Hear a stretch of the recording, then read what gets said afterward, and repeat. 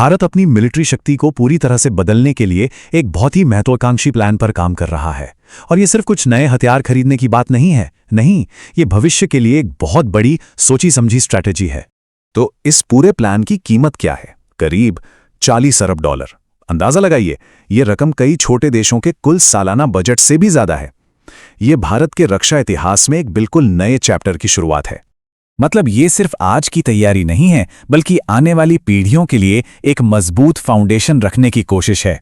इसका लक्ष्य आने वाले दशकों के लिए सेना को पूरी तरह से तैयार करना है। तो चलिए अब थोड़ा डिटेल में जाते हैं।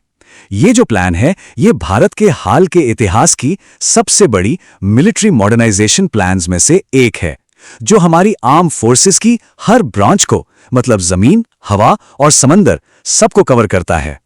तो देखिए, ये जो शॉपिंग लिस्ट है ना, ये कोई छोटी मोटी लिस्ट नहीं है। ये भारत की मिलिट्री स्ट्रैटेजी का एक नया चैप्टर है। इसमें एयरफोर्स के लिए 114 रफाल फाइटर जेट्स हैं, नेवी के लिए P-8I मैरीटाइम पेट्रोल एयरक्राफ्ट्स हैं, आर्मी के लिए T-72 टैंक्स का अपग्रेड है, बहुत कुछ है। लेकिन जो सबसे बड़ी डील है वो है फ्रेंच रफाल जेट्स का ये नया बेड़ा, जो इंडियन एयरफोर्स की नई रीढ़ की हड्डी बनने वाला है। तो सवाल उठता है कि आखिर अचानक इतनी बड़ी खरीद की जरूरत क्यों पड़ गई?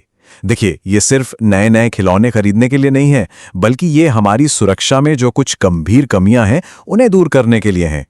देखिए, नई दिल्ली के लिए जो स्ट्रेटेजिक रियलिटी है वो ये है कि उसे एक ही वक्त पर 2 न्यूक्लियर आर्म्ड पड़ोसियों का सामना करने के लिए तैयार रहना होगा। और ये एक ऐसी चुनौती है जिसका सामना दुनिया में बहुत कम देश करते हैं।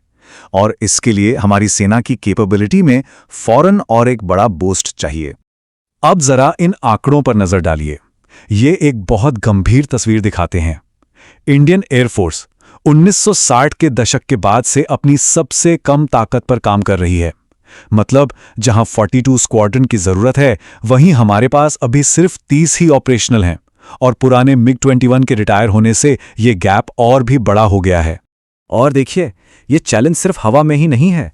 पाकिस्तान चीन से 8 मॉडर्न हंगोर क्लास पनडुब्बियां खरीद रहा है। इससे क्या हो रहा है? समंदर के नीचे एक नई रेस शुरू हो गई है। और ये भारत को मजबूर कर रहा है कि वो अपनी नेवल मॉडर्नाइजेशन की रफ्तार को और तेज करे, ताकि अपनी बढ़त बनाए रख सके। अब ये जो पूरा मॉडर्नाइजेशन ड्राइव है ना, ये जियोपॉलिटिकल मैन्यूवरिंग का भी एक बेहतरीन उदाहरण है। भारत अपनी ज़रूरतें पूरी करने के लिए दुनिया की बड़ी बड़ी आपस में कंपीट करने वाली शक्तियों के साथ एक बैलेंस बना रहा है।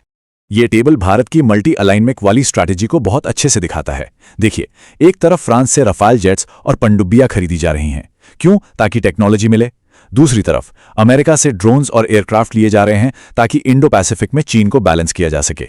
और इन सबके बीच अपने सबसे पुराने पार्टनर रूस के साथ भी रिश्ते बनाए रखे जा रहे हैं, क्योंकि आज भी हमारे 60% हथियार रूसी ओरिजिन के ही हैं।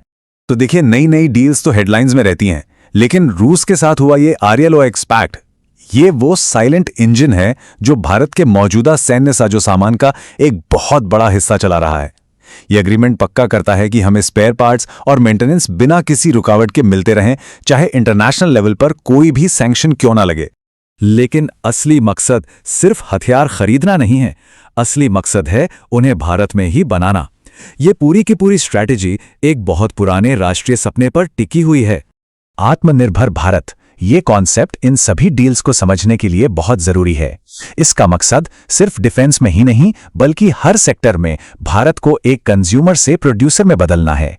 ये सिर्फ एक इकोनॉमिक गोल नहीं है, बल्कि ये नेशनल प्राइड का भी सिंबल है। हालांकि अभी भी रास्ता बहुत लंबा है। अगर डिफेंस प्रोडक्शन को देखें तो प्राइवेट सेक्टर का हिस्सा अभी भी काफी कम है, सिर्फ 21%। तो एक बड़ा लक्ष्य ये है कि घरेलू डिफेंस कंपनियों का एक बहुत बड़ा इकोसिस्टम बनाया जाए, और इसमें प्राइवेट कंपनियों के रास्ते में जो भी ब्यूरोक्रेटिक रुकावटें आती हैं उन्हें दूर करना भी शामिल है। और जो रफाल डील है ना, वो खुद इस बड़े एम्बिशन का एक ब्लूप्रिंट है। ये सिर्फ एक सौदा नहीं है, ये एक सीखने की प्रक्रिया है। देखिए कैसे। पहले कुछ जेट्स सीधे फ्रांस से आएंगे, लेकिन बाकी के सारे जेट्स भारत में ही बनेंगे। इसका मकसद है कि जरूरी स्किल्स भारत में आएं और देश में ही एक पूरी एरोस्पेस इंडस्ट्री खड़ी हो। और हां, प्रोग्रेस के साइन बिल्कुल साफ दिख रहे हैं। भारत का डिफेंस एक्सपोर्ट आसमान छू रहा है। पिछले एक दशक में इसमें पूरे 30 गुना की जबरदस्त बढ़ोतरी हुई है। आज की तारीख में भारत 100 से भी ज्यादा देशों को मिलिट्री हार्डवेयर बेच रहा है। लेकिन एम्बिशंस एक बात है और उन्हें हकीकत में बदलना बिल्कुल दूसरी। आत्मनिर्भरता के इस रास्ते पर भारत के सामने कई बड़ी रुकावटें भी हैं। देखिए, घरेलू प्रोडक्शन पर इतना जोर देने के बाद भी भारत आज भी जेट इंजन और सेमीकंडक्टर्स जैसी सबसे कॉम्प्लिकेटेड टेक्नोलॉजीज के लिए विदेशों पर निर्भर है।